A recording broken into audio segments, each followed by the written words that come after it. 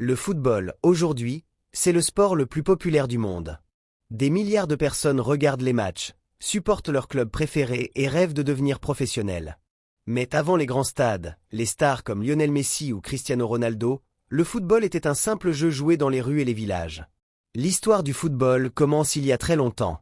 Dans plusieurs pays anciens, des peuples jouaient déjà avec des ballons. En Chine, il existait un jeu appelé Cuju, où les joueurs devaient envoyer une balle dans un filet avec leurs pieds. Chez les Romains et les Grecs, il y avait aussi des jeux similaires. Mais le vrai football moderne est né en Angleterre au XIXe siècle. À cette époque, chaque école avait ses propres règles. Certains jouaient avec les mains, d'autres uniquement avec les pieds. Les matchs étaient souvent violents et désorganisés. Puis, en 1863, plusieurs clubs anglais se réunissent pour créer la Football Association. C'est à ce moment-là que les règles officielles du football sont créées. Le football et le rugby deviennent alors deux sports différents. Très vite, le football devient populaire dans toute l'Europe. Les ouvriers, les étudiants et les jeunes adorent ce sport parce qu'il suffit d'un ballon pour jouer.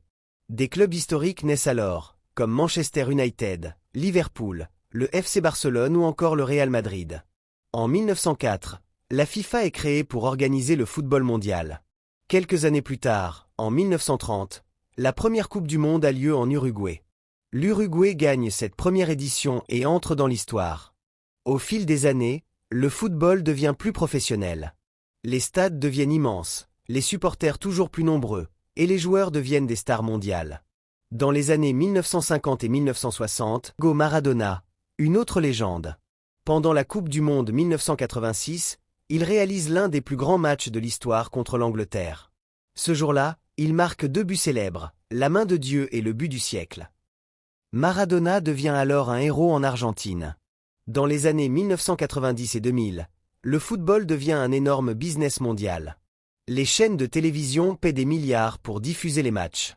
Des compétitions mythiques deviennent encore plus populaires, comme la Ligue des Champions. Les clubs commencent à acheter des joueurs pour des sommes énormes. C'est aussi l'époque de joueurs incroyables comme Zinedine Zidane, Ronaldinho, Ronaldo Nazario, Thierry Henry ou David Beckham. Ces joueurs deviennent des icônes mondiales. Puis arrive la plus grande rivalité de l'histoire du football, Lionel Messi contre Cristiano Ronaldo. Pendant plus de 15 ans, les deux dominent le football mondial. Messi impressionne avec sa vision du jeu, ses dribbles et sa magie avec le ballon. Ronaldo, lui, devient une machine à but grâce à son travail et son physique incroyable. Ensemble, ils remportent de nombreux ballons d'or et battent presque tous les records. Pendant cette période, les matchs entre le FC Barcelone et le Real Madrid deviennent historiques. Chaque classico est regardé par des centaines de millions de personnes dans le monde. Le football moderne évolue aussi grâce à la technologie. Aujourd'hui, il existe la VAR, l'assistance vidéo pour aider les arbitres. Les joueurs sont plus rapides, plus forts et mieux préparés physiquement qu'avant.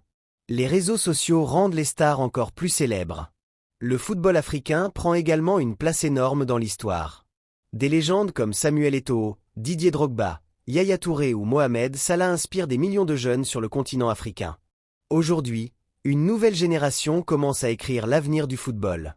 Des jeunes stars comme Kylian Mbappé, Erling Haaland, Jude Bellingham ou Lamine Yamal font déjà rêver les supporters du monde entier. Mais ce qui rend le football unique, ce n'est pas seulement les trophées ou l'argent. C'est l'émotion. Un seul but peut rendre heureux tout un pays. Une victoire peut entrer dans l'histoire pour toujours. Le football rassemble des personnes de toutes les cultures, de toutes les langues et de tous les continents. Dans les rues de Brazzaville comme dans les plus grands stades du monde, des millions d'enfants rêvent chaque jour de devenir le prochain Messi, le prochain Ronaldo ou la prochaine légende du football. Et c'est pour ça que le football n'est pas juste un sport. Pour beaucoup de personnes, c'est une passion, une culture, et parfois même une façon de vivre. Abonne-toi à La Voix du football pour plus d'histoires sur le football.